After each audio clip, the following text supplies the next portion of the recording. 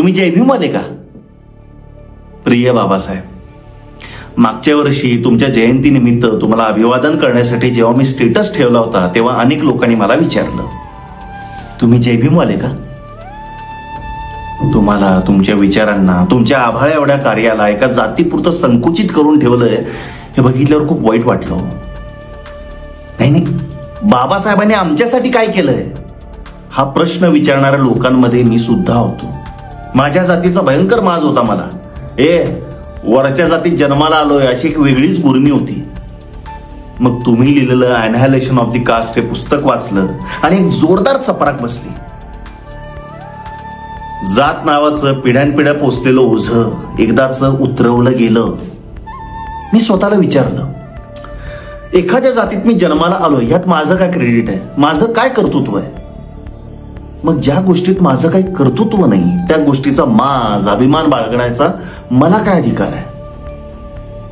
आणि मग मी स्वतःला आणि इतर लोकांना आडनावाच्या पलीकडे जाऊन ओळखायचा प्रयत्न केला.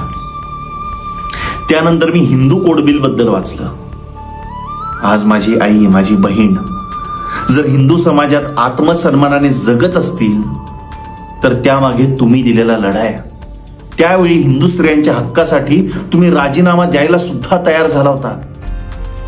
आज कुठल्याही जातीतली कामगार स्त्री जेव्हा तिचा मॅटर्निटी लिव्ह हा हक्क बजावते तेव्हा या हक्कामागे, या संकल्पनेमागे तुम्ही पाठीशी होतात हे विसरता कामा नये.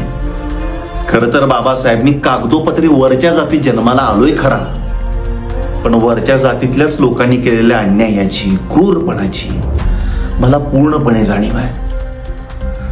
तो अन्यायाचा क्रूर सैतानी वारसा माझ्यापर्यंत आला नाही आणि मी माणूस राहिलो कारण ती साखळी तोडायला मध्ये तुम्ही होतात. बाबासाहेब, तुमच्यामुळे आज माझ्यातला माणूस पण आहे.